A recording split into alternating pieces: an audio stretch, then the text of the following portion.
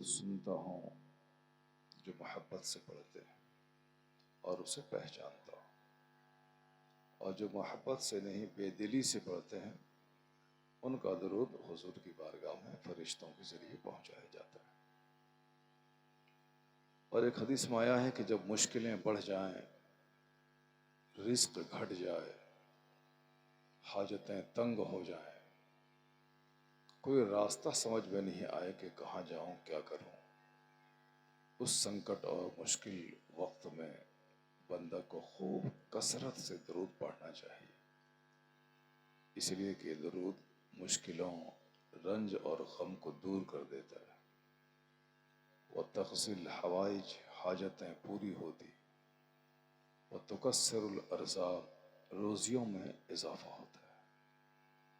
اس لیے رسم و رواج سمجھ کر کے نہیں بلکہ عبادت سمجھ کر ثواب کی نیت سے روزانہ کم سے کم 500 بار درود ضرور پڑھنا چاہیے۔ آیا ہے کتاب میں کہ جو روزانہ 500 بار درود پڑھتا ہے اللہ تعالیٰ اس کی غریبی اور مفلسی کو دور کر دیتا ہے۔ آج کل لوگ خود محنت نہیں کرنا چاہتے ہیں، وہ چاہتے ہیں کہ سارا کام صرف تعویذ سے نکل جائے، اس لیے تعویذ لکھنے والوں کے یہاں بھیڑ لگی ہوتی ہے۔ جو لوگ صبح سے لے کے شام تک بچوں کو پڑھاتے ہیں اور محنت سے پڑھاتے ہیں، شیخ الحدیث ہیں، بڑی بڑی کتاب پڑھاتے ہیں، ان کے پاس بھیڑ نہیں ہوتی ہے۔ لیکن جو لوگ بہت کم پڑھے لکھے ہوتے ہیں، جیسے تیسے تعویذ لکھنا سیکھ لیتے ہیں، ان کے پاس صبح سے لے کے شام تک حاجت مندوں کا میلہ لگا رہتا ہے۔ بخاری شریف پڑھانے والے شیخ الحدیث کی تنخواہ نہیں کے برابر ہوتی، لیکن یہ کم پڑھے لکھے عامل لوگ ایک مہینے میں کئی لاکھ روپے کما لیتے ہیں، صرف اس لیے کہ آج کل ہر آدمی ارجنٹ میں اور فوری کام چاہتے ہیں کہ تعویذ کوئی لکھ کے دے دے اور میرا کام بن جائے۔ اور جھوٹ کا کاروبار بھی بہت بڑی تیزی سے ہو رہا ہے۔ بندہ کو تعویذ لکھ کے میں دیتا ہوں تو اس کو یقین نہیں ہوتا ہے، لیکن اگر جھوٹ بول دیں کہ تمہارے گھر میں خطرناک جادو کیا ہوا ہے اور کالا جادو ہے، گھر میں تمہارے 5 لوگ ہیں، 5 سال کے اندر میں سب لوگ مر جائیں گے، تمہارے گھر کو اجاڑنے کا پلان بنا دیا گیا ہے، اب وہ سامنے والا بندہ اس جھوٹ پر یقین کرتے ہوئے وہ کہتا ہے کہ کتنے پیسے آپ لیں گے؟ 51,000 روپے دینا ہوگا۔ 5100 روپے جو مسجد اور مدرسہ اور غریبوں کو نہیں دیتے ہیں، وہ 51,000 روپے کا انتظام کر کے اس جھوٹے عامل کو دے دیتے ہیں، اس کا کام وہ کرتے ہیں۔ تو جھوٹے عاملوں کے پاس جانے کی ضرورت نہیں، جو نیک، پرہیزگار، متقی، نمازی لوگ ہیں ان کے پاس جانے میں حرج نہیں۔ لیکن آپ اگر کثرت سے درود پڑھتے ہیں، روزانہ سورہ یاسین شریف کی تلاوت کرتے ہیں، سورہ مزمل، سورہ ملک کی تلاوت کرتے ہیں، تو پھر ان کے پاس بھی جانے کی ضرورت نہیں ہے۔ آپ قرآن پڑھیں اور قرآن پڑھنے کے بعد دعا کریں۔ آیا ہے کتاب میں کہ قرآن کریم کی تلاوت کے بعد جو دعا کی جاتی ہے وہ دعا قبول ہوتی ہے۔ اور جس گھر میں سورہ بقرہ کی تلاوت ہو، بغیر تعویذ کے اس گھر سے بھوت، پریت، شریر قسم کے جنات ایسے ہی بھاگ جاتے ہیں۔ تو آج جو کام کرنا چاہیے وہ کام لوگ کرتے نہیں، اور جو کام نہیں کرنا چاہیے وہ کام لوگ کرتے ہیں۔ روزانہ 500 بار صلی اللہ علی محمد صلی اللہ علیہ وسلم، اس کو پابندی سے پڑھیے، پھر اس کی برکتیں آپ اپنی آنکھوں سے دیکھیں گے۔ آپ ایک بہت بڑے شیخ، بہت بڑے بزرگ علامہ جزولی رحمۃ اللہ علیہ، انہوں نے ایک کتاب لکھی ہے دلائل الخیرات شریف۔ قرآن شریف کے بعد سب سے زیادہ جس کتاب کی تلاوت ہوتی ہے وہ دلائل الخیرات شریف ہے۔ یہ کتاب ولی بنانے والی کتاب ہے۔ اس کتاب میں صرف درود شریف ہے۔ اس کتاب کو لکھنے اور جمع کرنے کا شوق کب پیدا ہوا، اس کا بھی ایک بڑا عجیب واقعہ ہے۔ علامہ جزولی بہت بڑے شیخ، بہت بڑے عالم کا نام ہے۔ کہتے ہیں کہ 800 سال ہو گئے ان کے انتقال کے، لیکن آج بھی ان کی قبر سے کستوری کی خوشبو آتی ہے، اور ان کے وصال کے 77 سال کے بعد جب ان کی لاش کو قبر سے نکالا گیا تھا تو لاش بالکل تر و تازہ تھی، اور ایسا لگ رہا تھا کہ جیسے آج ہی صبح ان کو دفن کیا گیا۔ لوگوں نے انگلی چہرے پر ڈال کے دیکھا تو جیسے زندہ آدمی کے چہرے پر انگلی ڈالنے سے خون ہٹ جاتا ہے، پھر انگلی ہٹا لیے جائیں تو خون واپس آ جاتا ہے، اس طرح سے علامہ جزولی کی لاش مبارک کے ساتھ ہوا۔ 77 سال کے بعد اب کثرت سے درود پڑھتے تھے۔ 14 سال تک ایک لائبریری میں رہ کر انہوں نے اس کتاب کو ترتیب دیا۔ اور اس کے لکھنے کا شوق کیسے پیدا ہوا، ذرا اس کو ملاحظہ کیجیے آپ۔ ایک بار وہ سفر میں تھے، اور سفر میں نماز کا وقت جا رہا تھا، سامنے کنواں تھا مگر ڈول نہیں کہ پانی نکال سکے۔ پہلے زمانے میں، آج سے 400-500 سال پہلے، یہ چاپا کل تو تھا نہیں۔ چاپا کل بہت بڑی نعمت ہے۔ پہلے زمانے میں کنویں میں کوئی جانور گر گیا، کتا گر گیا، تو اب پورا کنواں ناپاک ہے، لوگ کیسے پانی پئیں، اور پھر اس کے لیے اتنے ڈول پانی نکالنا ہوگا، پورے کنویں کا پانی صاف کرنا ہوگا۔ یہ سب بڑا مسئلہ تھا۔ فقہ کی کتاب میں پورا چیپٹر ہے کہ کون جانور گرے تو کتنا ڈول نکالنا ہے، 40 ڈول پانی، 200 ڈول پانی، اور کس کے مرنے کے بعد پھولنے اور پھٹنے کے بعد پورا پانی کیسے نکالنا ہے، اسی کنویں کے گڈھے کے برابر دوسرا گڈھا کرنا ہے، پھر سارا پانی اس میں ڈالنا ہے۔ بہت مشکل کا مسئلہ تھا، لیکن جب سے چاپا کل بنا ہینڈ پائپ، یہ ساری مشکلیں دور ہو گئی، بہت آسانیاں ہو گئی۔ پہلے کنویں کا دور تھا، دیکھا کہ سامنے کنواں ہے مگر بالٹی نہیں، اب پانی کیسے نکالیں، بے چین ہو گئے۔ چونکہ وہ عالم تھے، نیک تھے، بزرگ تھے، اللہ سے ڈرنے والے لوگ تھے۔ جو لوگ اللہ سے ڈرتے ہیں اس کے لیے نماز کا چھوٹ جانا اولاد کے مر جانے سے بڑی مصیبت ہے۔ ایک بزرگ کہتے ہیں کہ میری جماعت چھوٹ گئی، کوئی میرے پاس تعزیت کو نہیں آیا، جبکہ اگر میرا بیٹا مر جاتا تو سارا سماج میرے پاس آتا اور میری تعزیت کرتا۔ وہ کہتے ہیں کہ بیٹا کے مر جانے سے بڑی مصیبت ہے جماعت کا چھوٹ جانا۔ لوگ کھا رہے ہیں، پی رہے ہیں، جیسے اس کو مرنا ہی نہیں ہے، مرنے کے بعد حساب کتاب دینا ہی نہیں ہے۔ بے نمازی کا چہرہ دیکھنے سے سینہ سخت ہو جاتا ہے، کافروں کا چہرہ دیکھنے سے ایمان کمزور ہو جاتا ہے، اجنبی عورتوں کا چہرہ دیکھنے سے عقل گھٹتی ہے، خواہشات بڑھتی ہیں۔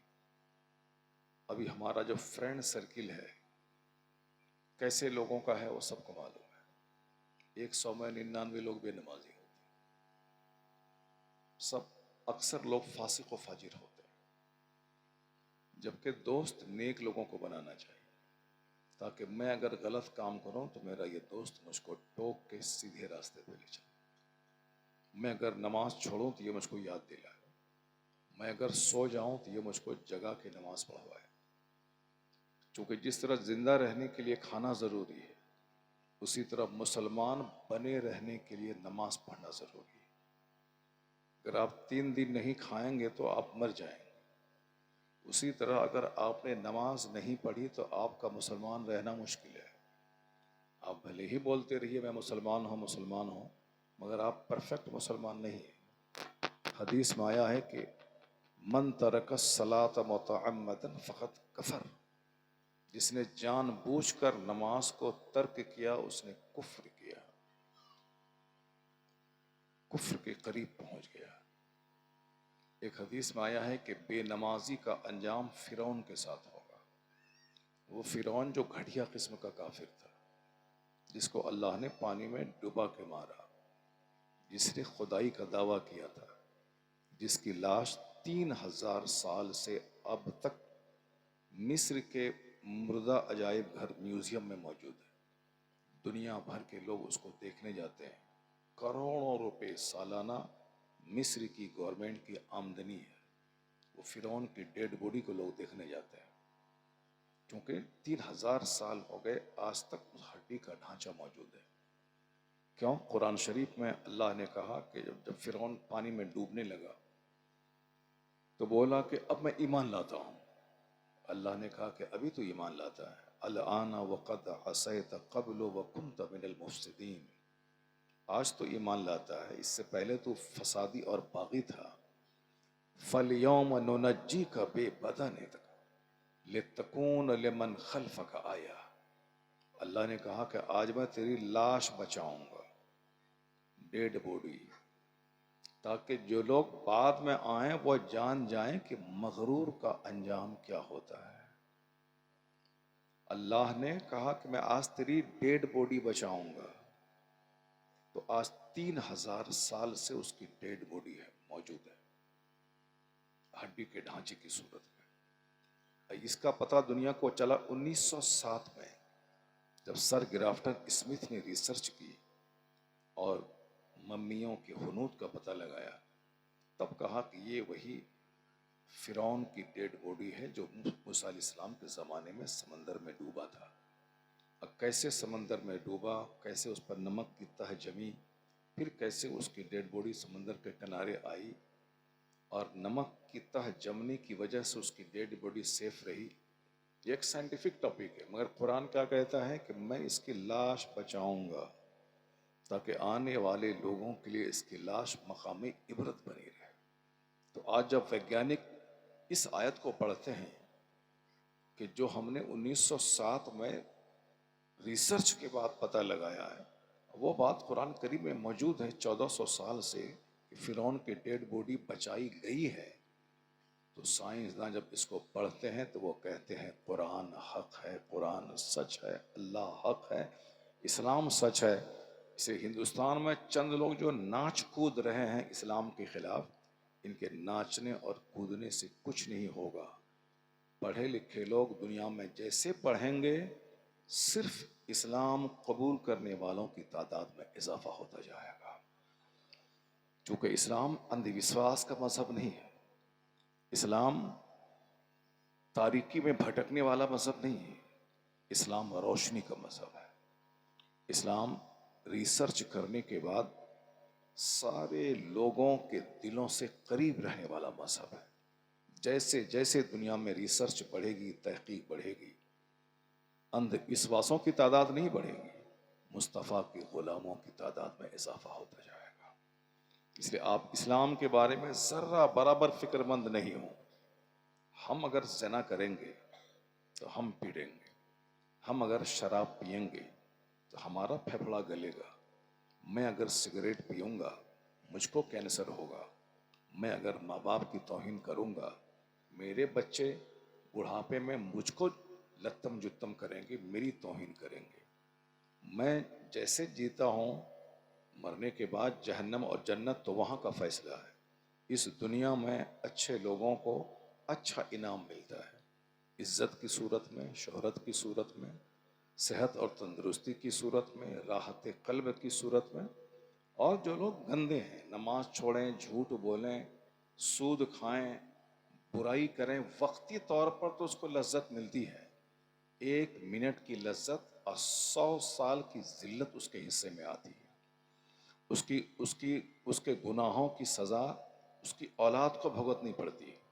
حرام طریقے سے سود کھا کے اگر میں پیسہ جمع کرتا ہوں، وہ پیسہ اگر بچوں کو میں کھلاتا ہوں، میرے بچے کبھی نیک طبیعت نہیں بنیں گے، کبھی میرے فرمانبردار نہیں ہوں گے، کبھی میری دولت کو ٹھہراؤ نہیں ہوگا، میری دولت میرے سماج کے ڈوم اور چمار کھائیں گے، ان کے بچے آنے والے 50 سال کے بعد در در کی ٹھوکریں کھا کے بھیک مانگیں گے۔ یہی ہوگا، چونکہ قرآن میں آیا ہے یمحق اللہ الربا ویربی الصدقات، جو دنیا کا پیدا کرنے والا خالق مالک اللہ ہے، وہ کہتا ہے اللہ سود کو مٹاتا ہے، صدقات کو بڑھاتا ہے۔ اور ایسا کبھی نہیں ہوگا کہ سود کھانے والا خوب ڈیولپ کر جائے اور زکوٰۃ و خیرات صدقات کرنے والا آدمی کنگال ہو جائے، کبھی نہیں ہوگا۔ دنیا الٹ پلٹ جائے گی اور اللہ کی بات کبھی جھوٹی نہیں ہوگی۔ اللہ کی بات سچی ہے، اللہ کی بات پرفیکٹ ہے کہ سود اللہ مٹاتا ہے اور صدقات اور خیرات کو اللہ بڑھاتا ہے۔ وقتی طور پر شراب پینے والے کو مزہ ملتا ہے، لیکن اس کا ریزلٹ کیا ہے؟ اس کا ریزلٹ ہے صحت کی تباہی، عزت کی تباہی اور آنے والی نسلوں کی تباہی۔ اس بات کو ہمیشہ گرہ باندھ کے آپ رکھ لیں۔ جو وہ آدمی بے وقوف ہے جو 1 منٹ کی لذت کے لیے 100 سال کی مصیبت مول لے لے۔ عقل مند وہ ہے جو 1 منٹ صبر کر لے اور 100 سال کی راحت اس کے حصے میں آ جائے۔ گناہوں کا وبال، چہرے کا نور اللہ چھین لیتا ہے۔ گناہوں کی سزا دنیا میں ملتی ہے کہ اولاد سے فرما برداری ختم ہو جاتی ہے۔ اس بات کو نوٹ کر لیں، جو فجر کی نماز چھوڑے گا اس کے چہرے کا نور ختم ہو جائے گا۔ جو ظہر کی نماز چھوڑے گا اس کی روزی سے برکت ختم ہو جائے گی۔ وہ 1 کروڑ روپے مہینہ کمائے گا لیکن بھکاری رہے گا وہ، چونکہ اس کے پاس 1 کروڑ رہے گا اور 1.5 کروڑ کی زمین کا سودا کرے گا وہ۔ 1 کروڑ اپنا، 50 لاکھ روپے 50 آدمی سے بھیک مانگے گا، قرض لے گا۔ جو قرض لے کر کے زمین 1.5 کروڑ کی خرید لے گا، لگے گا میں نے زمین خرید لی ہے، لیکن وہ ساری زندگی قرض کے بوجھ میں دبا رہے گا۔ اس سے لے گا اس کو دے گا، اس کی ٹوپی اس کو پہنائے گا، اسی حالت میں چکر آئے گا، گرے گا اور مر کے قبرستان پہنچ جائے گا۔ کوئی فائدہ، کوئی لذت نہیں ملے گی اس کو۔ وہ 1000 ایکڑ زمین میں کئی ہزار کنٹل مکئی تو اپجا لے گا، لیکن روزی سے برکتیں ختم ہو جائیں گی۔ آج پہلے کے مقابلے میں زیادہ فصلیں پیدا ہو رہی ہیں، لیکن لوگ پریشان ہیں، چونکہ کھانا کھا رہے ہیں۔ دوسری ساری اتنی ضرورتوں کو لوگوں نے بڑھا لیا ہے کہ جتنا پیسہ ہو جائے کم ہے۔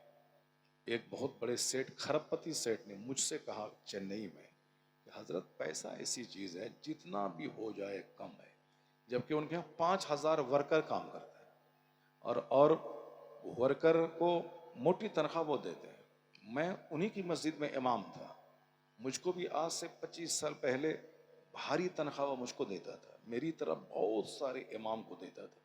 اتنا بڑا آدمی، اتنا خرچ کرنے والا آدمی، جمعہ کے دن جتنے لوگ اس کی مسجد میں نماز پڑھنے آتے تھے سب کو بریانی کھلاتے تھے۔ یہ آج سے 25 سال پہلے کی بات میں کہہ رہا ہوں، جب میں ان کی مسجد میں تھا۔ ایک دن اس نے مجھ سے کہا کہ حضرت یہ پیسہ ایسی چیز ہے کہ جتنا بھی ہو جائے کم ہے۔ اتنا پیسہ ان کے پاس تھا، لیکن اتنی ضرورتیں، اتنے ہاتھ پاؤں پھیلے ہوئے ہیں کہ جتنا پیسہ ہو جائے کم ہے۔ اور ہم لوگ سوچتے ہیں کہ نوکری مل جائے گی ٹیچر کی تو مزہ آ جائے گا، صاحب یہ بزنس کھول لیں گے تو مزہ آ جائے گا، تھوڑی چھوٹی سی دکان کھول لیں تو مزہ آ جائے گا، تھوڑا سا پیسہ کما لیں، دوسروں کو ٹھگ کر کے، زمین بیچ کر کے، ہڑپ کے، بروکری کر کے، دلالی کر کے تو مزہ آ جائے گا۔ اللہ کی قسم، بے ایمانی میں مزہ نہیں ہے، سود میں مزہ نہیں ہے، نماز چھوڑنے میں مزہ نہیں ہے۔ ورنہ چارلی چیپلن جیسا آدمی جس کے پاس کھربوں روپے، وہ ہمیشہ روتا رہتا تھا اور کہتا تھا I like to walk in the rain, nobody can see my crying. بارش میں ٹہلنا چاہتا ہوں تاکہ کوئی میرے آنسو کو دیکھ نہیں پائے۔ بارش میں روتا تھا تاکہ لوگوں کے سامنے آنسو دکھائی نہیں پڑے، لوگ بولیں کہ بارش ہو رہی ہے اور اس کا بدن پانی سے بھیگ رہا ہے۔ بہت مشہور مقولہ ہے، I always like to walk in the rain, nobody can see my tears. میں ہمیشہ بارش میں ٹہلنا چاہتا ہوں تاکہ جی بھر کے روؤں اور کوئی میرے آنسو کو دیکھ نہیں پائے۔ یہی حال بے شمار لوگوں کا ہے، جو آپ کے سامنے اس کا چہرہ لگتا ہے مسکراتا ہوا، لیکن جب بھی تنہائی میں ہوتا ہے تو جی بھر کے روتا ہے۔ اب جب چارلی چیپلن ایک بار ڈاکٹر کے پاس پہنچا، کہا ڈاکٹر صاحب میں اندر سے بڑا دکھی ہوں، مجھ کو سکھ رہنے کا کوئی فارمولا کوئی بتائیے آپ۔ ڈاکٹر نے کیا کہا؟ چارلی چیپلن کا شو دیکھا کرو۔ وہ کہتا ہے کہ جس کا شو دیکھنے کا مشورہ آپ دے رہے ہیں وہ چارلی چیپلن تو میں ہی ہوں. وہ ڈاکٹر چہرہ دیکھتا رہا، اس کا آنکھیں پھٹی کی پھٹی رہ گئیں. جس کا کروڑوں آدمی شو دیکھتا ہے، بہت بڑا کامیڈین وہ تھا، برٹش فلم اسٹار، انڈین نہیں برٹش، بریٹن کا فلم اسٹار، خربوں کی سمپتی، کروڑوں کا گھر، مہنگی کاریں. ہمارے پاس تو آلٹو، ایٹیگا، انووا کرسٹا، زیادہ سے زیادہ بڑا مالدار ہے تو فارچونر، یہی سب کاریں میرے پاس ہوتی ہیں. لیکن انگلینڈ کے جو پیسے والے لوگ ہیں ان کے پاس 50-50 کروڑ کی کاریں ہوتی ہیں، 25-25 کروڑ کی کاریں ہوتی ہیں. اگر ہمارے عنایت پور میں کوئی رینج روور اگر خرید لے 4 کروڑ روپے کی کار، تو صاحب پورا بنگال جمع ہو جائے کار دیکھنے کے لیے اس کی. 4 کروڑ کی کار. لیکن جہاں 40 کروڑ کی کار ہو اس کا کیا ہوگا؟ اتنے پیسے رہنے کے باوجود وہ کیا کہتے ہیں کہ میں رونا چاہتا ہوں جی بھر کے بارش میں تاکہ کوئی میرا آنسو دیکھ نہیں پائے. تعجب کی بات ہے، جب اتنا پیسہ، اتنی دولت، اس کے باوجود وہ اندر سے دکھی ہے تو سکھی ہے کون؟ کہاں ہے سکھ؟ کہاں ہے آرام؟ کہاں ہے پیس؟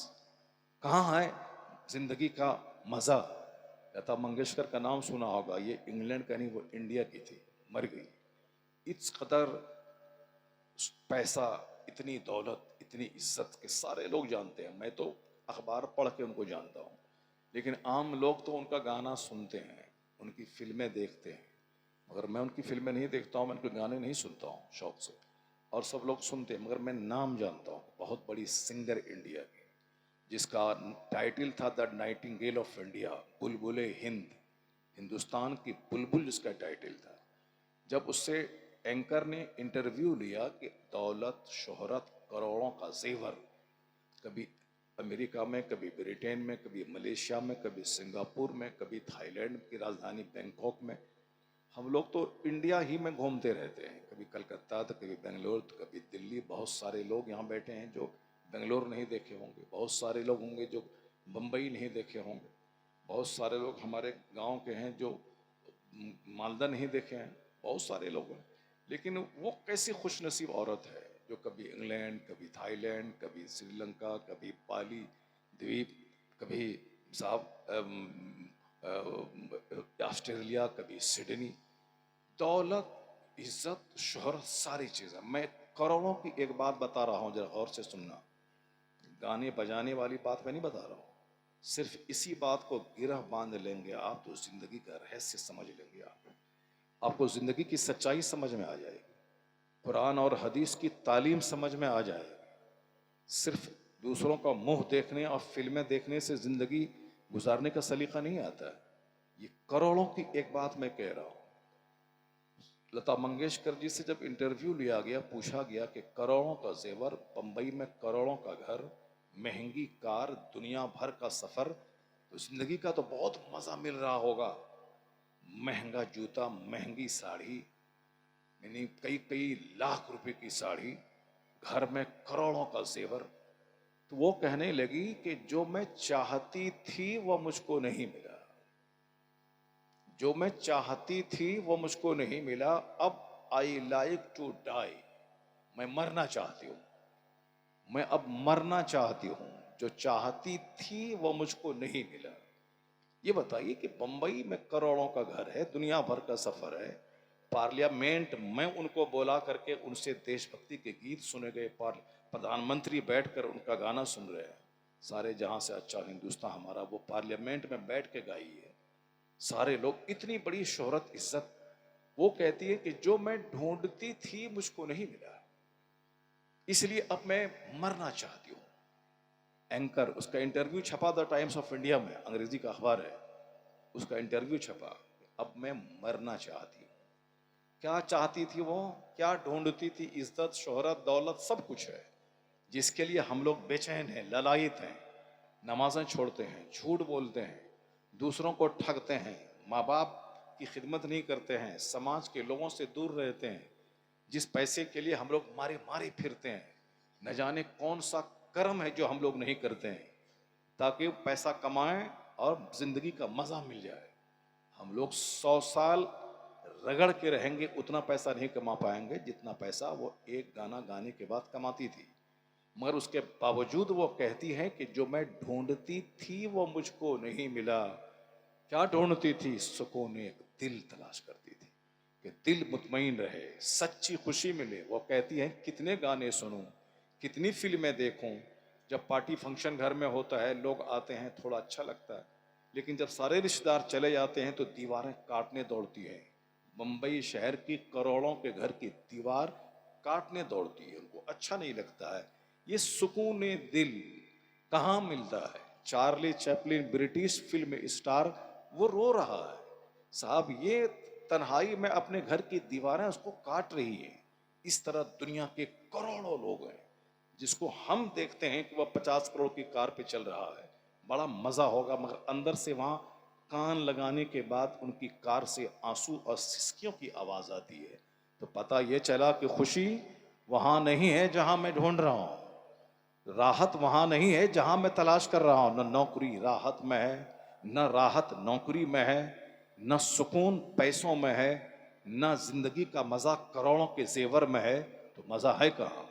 مزہ دینے والا اللہ ہے جو مجھ کو پیدا کرنے والا ہے. اب میرا پیدا کرنے والا قرآن میں ایک فارمولہ دیا ہے کہ میرے بندے الا بذکر اللہ تطمئن القلوب، جان لے کے دلوں کو آرام اللہ کے ذکر میں ملتا ہے، دلوں کو سکون اللہ کی یاد میں ملتا ہے، دلوں کو چین تلاوت عبادت اور سجدوں میں ملتا ہے. لوگ صوفہ میں سکون تلاش کر رہے ہیں، سکون تو سجدے میں ہے. لوگ اخبارات میں سکون تلاش کر رہے ہیں، سکون تو قرآن کی تلاوت میں ہے. لوگ ادھر ادھر گھومنے میں سکون تلاش کر رہے ہیں، سکون تو اللہ نے مسجد کی چٹائی میں رکھا ہے. اس بات کو گرہ باندھ کے رکھ لیں کہ سکون نہیں ہے عربوں میں کھیلنے میں، سارا سکون اللہ نے اپنی عبادت میں رکھا ہے. اس سے بڑھ کر کوئی سکون نہیں. سرکار غوث اعظم کے پاس 4 بیویاں تھیں، ہمارے پاس ایک بیوی رہتی ہے تو لڑائی جھگڑا لتم جتم کیس مقدمہ پنچایتی تھانہ پولیس سب ہے. ایک بیوی میں اقتا کے زندگی سے، 2 بیٹے میں بس دوائی کھلا دو تو کوپٹی لگا دو تو نیرود کا استعمال کرو. 4 بیٹے ہوں، 4 بچے پیدا ہوں، یہ سارا تماشا ہوتا ہے. لیکن غوث اعظم رضی اللہ تعالیٰ عنہ کو 49 اولاد، 49 49 اولاد.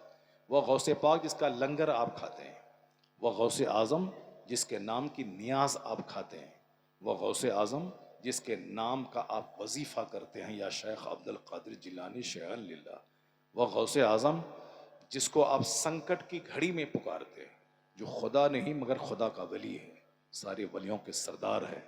اس غوث اعظم کو 4 بیویاں تھیں، کوئی لڑائی نہیں، کوئی جنگ نہیں، کوئی جھگڑا نہیں. چاروں بیویوں کو عبادت کا مزہ تھا، سب تلاوت میں لگی تھی، تہجد میں لگی تھی، رات رات بھر سجدے میں تھی. ان کو سجدے سے فرصت نہیں کہ وہ آپس میں لڑائی کریں، تلاوت سے فرصت نہیں کہ وہ شوہر سے جھگڑیں کہ مجھ کو پیسہ دو. سب آج کل چونکہ کام ہی نہیں ہے، عبادت تو کام ہے نہیں. کام کیا ہے؟ ہاتھ میں ریموٹ ہے، سامنے ٹیلی ویژن ہے، LED ٹی وی ہے، اسی کو دیکھنا ہے. مفت کا کھانا مل رہا ہے، کھانا ہے، اور بالکل چربی بدن میں بڑھانا ہے. جب کھانا کھائے گا چربی بدن میں بڑھے گی، وہ کھانا کھائیں گی چربی بدن میں بڑھے گی، تو پھر کیا ہوگا؟ لڑائی ہوگی، جھگڑا ہوگا.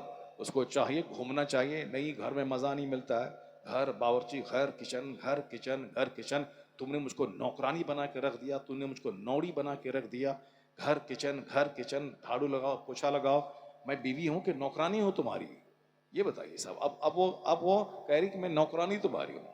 وہ اپنے گھر میں جھاڑو لگا رہی ہے، اپنے گھر میں کھانا بنا رہی ہے، وہ خود کھاتی ہے. شوہر بیچارہ دلی پنجاب میں رہتا ہے، وہ 6 مہینے میں ایک بار گھر آتا ہے. یہ گھر رانی بن کے یہ گھر میں رہتی ہے. 5 لاکھ کا گھر ہے، وہ رہتی ہے. کچن صاحب گرینائٹ ماربل سے سجا ہے، وہ اس کی ملکہ ہے. کھاتی وہ ہے. 6 مہینے کے بعد میں گھر آتا ہوں، وہ کہتی میں تمہاری نوڑی ہوں کیا، نوکرانی ہوں کیا؟ میں کچن گھر. تم گھومتے رہو پنجاب دلی، مجھ کو بھی لے کے چلو، مجھ کو بھی گھماؤ. اب ان کو گھر میں من نہیں لگ رہا ہے، اب ان کو بھی گھومنے کا شوق ہے. شادی میں دعوت کہیں سے کارڈ آیا، یہ اچھل جاتی ہے. اب وہ ایسے ہی لکھ دیا وتھ فیملی. اب صاحب ایک لینا ہے اس کو تحفہ گفٹ کا، ایک جھولا لینا ہے اور وہاں جانا ہے اور جا کے خوب گھومنا ہے. نیا نیا کپڑا جو باکس میں ہے اس کو کون دیکھے گا؟ بس وہی شادی کا موقع ہے. پوچھنے والا ایسے ہی بے دلی سے پوچھا تھا, مگر یہ چلے گئے 5 بچے کو لے کے. ایک آدمی کو دعوت ہے, 5 بچے کو لے کے جائے. اب وہاں خوب گھومنا ہے پھرنا ہے. یہ گھومنے پھرنے کا شوق پیدا ہو گیا, مردوں کو بھی شوق پیدا ہو گیا, یہاں گھومنا وہاں گھومنا. اب کروڑوں کا گھر بنایا, اب یہ گھومنے کے لیے پہاڑ دیکھنے جا رہا ہے. گھر میں ماربل ہے, ٹائلز ہے, گرینائٹ ہے, صاحب پلنگ ہے 1 لاکھ روپے کا, صوفہ لیا ہے 1.5 لاکھ روپے کا. مگر اس کو چھوڑ کے کہاں گھومنے جا رہا ہے؟ وہ جنگل, ڈل جھیل, وہ پانی دیکھنے کے لیے, پانی, وہ گوا سمندر کے کنارے بالو دیکھنے کے لیے. جب بالو ہی دیکھنا تھا تو 2 کروڑ کا تم گرینائٹ کیوں لگایا تھا تم نے؟ جب وہ پانی ہی دیکھنا تھا تو تم 5 کروڑ کا گھر کیوں بنایا ہے؟ بات چاہے کچھ بھی ہو, لیکن یہ بات سچی یہی ہے کہ گھر میں من نہیں لگ رہا ہے. کیوں؟ حضور نے کہا تھا کہ اپنے گھر کو قبرستان مت بناؤ, اپنے گھر میں سجدہ کیا کرو, نماز پڑھا کرو, فرض مسجد میں ادا کرو, نفل اور سنت اپنے گھر میں ادا کرو. جس گھر میں نماز نہیں ہے وہ گھر قبرستان کے مانند ہے. تو آج لوگ گھر میں سجدہ ہی نہیں کرتے ہیں. جب گھر میں سجدہ نہیں ہے تو برکت نہیں ہے, برکت نہیں ہے تو وہاں کے در و دیوار کاٹنے دوڑتے ہیں. اس لیے اب وہ بھاگ کر کے وہ کشمیر اور ندی نالا پہاڑ وہ گھومنے کے لیے جا رہا ہے. یہ گھومنے کا کلچر شروع ہوا ہے. ہم نے ان بزرگوں کی کہانی پڑھی ہے جو 80 برس ہو گئے گھر چھوڑ کے باہر نہیں گیا تاکہ تہجد کی نماز قضا نہ ہونے پائے, اشراق اور چاس قضا نہ ہونے پائے. وہ کہتے میرے گھر کی دیواریں جنت کا مزہ دیتی ہیں, میں گھر سے باہر کہیں مجھ کو مزہ نہیں ملتا ہے. تو پتا چلا یہ جو مارے مارے پھرنے کا کلچر شروع ہوا ہے, گھر میں جہاں تصویر ہوگی وہاں شیطان ہوگا, اور جہاں شیطان ہوگا وہاں من نہیں لگے گا, اور جہاں سجدہ ہوگا وہاں فرشتے ہوں گے, جہاں فرشتے ہوں گے وہاں کے ذرے ذرے سے رحمت ٹپکے گی. تو آج جو گھر میں من نہیں لگتا ہے, شیطان کا جماوڑا اس گھر میں ہو گیا ہے. اگر چاہتے ہیں کہ کشمیر سے زیادہ من آپ کے گھر میں لگے, لندن سے زیادہ طبیعت آپ کے گھر میں لگے, پیرس سے زیادہ طبیعت آپ کے گھر میں لگے, تو اپنے گھر کو سجدوں سے بھر دیں, تلاوت سے بھر دیں, درود سے بھر دیں, عبادت سے بھر دیں, تو کشمیر سے زیادہ خوبصورت آپ کی جھوپڑی آپ کو نظر آئے گی. چونکہ اللہ نے سارا سکون عبادت اور تلاوت اور سجدوں میں رکھ دیا ہے. آدمی مارے مارے پھرے گا, سکون نہیں ملے گا, لیکن جہاں وضو کر کے مصلی پہ کھڑا ہوا اللہ سارا سکون اس کے دل میں اتار دے گا. لوگ بھلے ہی کچھ بھی سوچیں مگر بات سچی یہی ہے. گھومنے کا کلچر. غوث اعظم کے پاس 4 بیویاں تھیں, چاروں عبادت میں لگی رہتی تھیں, کبھی کوئی لڑائی کبھی کوئی جھگڑا نہیں ہوا. یہاں پہلے ہاتھ میں تسبیح ہوتی تھی, اب ہاتھ میں ریموٹ ہے. جب ریموٹ ہے, اسمارٹ موبائل ہے, لڑائی نہیں ہوگی تو کیا ہوگی. یہاں صاحب پہلے سوکھی روٹی لوگ کھاتے تھے, کھجور کھا لیتے تھے, 3 پیس کھجور کھایا دن بھر انرجی کے لیے کافی ہے. اور یہاں چاؤمین برگر کا کلچر میں, پانی پوری کے کلچر میں بدن میں گرمی پیدا ہو رہی ہے. جب گرمی پیدا ہو رہی تو لڑائی اسی سے ہو رہی ہے جس کی وجہ سے یہ چمن آباد ہے, جس شوہر کی وجہ سے یہ مہارانی ہے, جس شوہر کی وجہ سے پرس میں پیسہ ہے, جس شوہر کی وجہ سے یہ سہاگن کہلا رہی ہے. ساری جنگ اسی شوہر سے, ساری جنگ اسی شوہر سے ہے, اسی شوہر کی ماں سے ساری جنگ ہے کہ تمہاری ماں مجھ کو اچھی نہیں لگتی, تمہارا باپ مجھ کو اچھا نہیں لگتا. اگر ایک دن طلاق دے دے تو ساری اوقات سمجھ میں آ جائے گی ان کی. پھر یہ اپنے باپ کے گھر میں بیٹھیں گی, یہاں کیس, یہاں مقدمہ, یہاں کچہری, اور یہ مکھیا, یہ صدر, یہ MLA, یہ ودھایک اب پڑی رہیں گھر میں. جب اللہ نے نعمت دی ہے شوہر کی صورت میں تو اب اسی سے جنگ کرنا, لڑائی کرنی ہے. یہ بات میں نہیں کہتا, یہ بات پیغمبر اعظم علیہ السلام کہتے ہیں. حضور فرماتے ہیں کہ تم اپنے باپ کے گھر میں پڑی تھی, تم تنہا تھی, اللہ نے تیرا جوڑا لگایا, اللہ نے شوہر تجھ کو دیا, اب تم سہاگن بن گئی, تو اب اسی شوہر سے تم لڑائی کر رہے ہو. اللہ کی نعمت کا شکریہ ادا کرنا چاہیے کہ کروڑوں لڑکیاں ہیں جن کی شادی نہیں ہوئی ہے, شادی کے لیے ان کے ماں باپ دن رات رو رہے ہیں. مجھ کو اللہ نے بہت جلدی جوڑا عطا فرما دیا, میں سسرال آ گئی, میرے شوہر ہیں, شوہر کے ساتھ میں رہ رہی ہوں, تو اس کو تو اللہ کا شکر ادا کرنا چاہیے. یا اللہ تیرا کروڑوں احسان, کروڑوں عورتیں ہیں جو اب سہاگن نہیں ہیں, میں سہاگن ہوں, بے شمار لاکھوں عورتیں جن کے شوہر کا انتقال ہو گیا, میرا شوہر زندہ ہے, شوہر میرے 10 10 گھنٹے کھیت میں مارے مارے مزدور کی طرح کھٹتے ہیں. میرا شوہر پیسہ کمانے کے لیے کبھی مالدہ، کبھی سلیگوڑی، کبھی دارجلنگ، کبھی کلکتہ، کبھی بمبئی کر رہے ہیں. میں گھر میں آرام سے رانی بن کے ہوں. الہی تو میرے شوہر کو صحت دے دے، تندرستی دے دے، لمبی عمر دے دے. ہونا یہ چاہیے تھا، مگر ناقص العقل اسی شوہر نامدار سے جنگ چھیڑ دیتی ہے. اور جب شوہر مر جاتا ہے پھر سر پٹک کے روتی ہیں، طلاق دے دیتا ہے، پھر زہر کھا کے مر جاتی ہے. جو اللہ کی نعمتوں کی قدر نہیں کرے گا، پھر نعمت کے زائل ہونے کے بعد پھر وہ تڑپیں گے، اور نعمت چھین کر کے اللہ بندوں کو تڑپاتا ہے. صحت نعمت ہے، شوہر نعمت ہے، اولاد نعمت ہے، وقت نعمت ہے، رات نعمت ہے، جاڑے کا موسم نعمت ہے، جوانی نعمت ہے. بے شمار لوگ بڑھاپے میں ہاتھ کانپ رہا ہے، فالج کا حملہ ہو گیا. بے شمار جوان ہے جس کے پاؤں کٹ گئے. جوانی اللہ کی نعمت ہے. اور پھر صاحب رات اللہ کی نعمت ہے، جو اللہ نے رات بنائی ہے سونے کے لیے.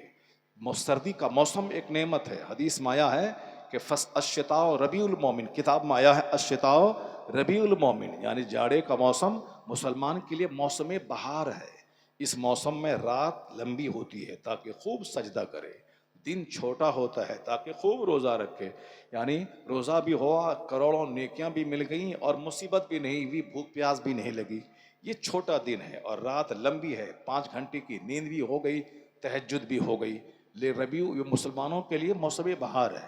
لیکن دیکھیں یہ موسم بہار کس کے لیے ہے، اور کس طرح راتیں گزر گئیں، موسم گزر گیا، دن گزر گیا، نہ روزے کا خیال آیا، نہ کبھی سجدے کا خیال آیا. اور 10 سال اللہ نے چھوڑ دی.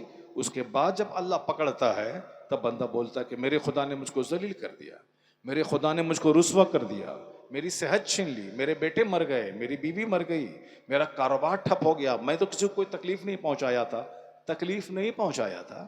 حدیث مایا ہے جو فجر کی نماز چھوڑے گا چہرے کا نور ختم ہو جائے گا، جو ظہر کی نماز چھوڑے گا روزی سے برکت ختم ہو جائے گی.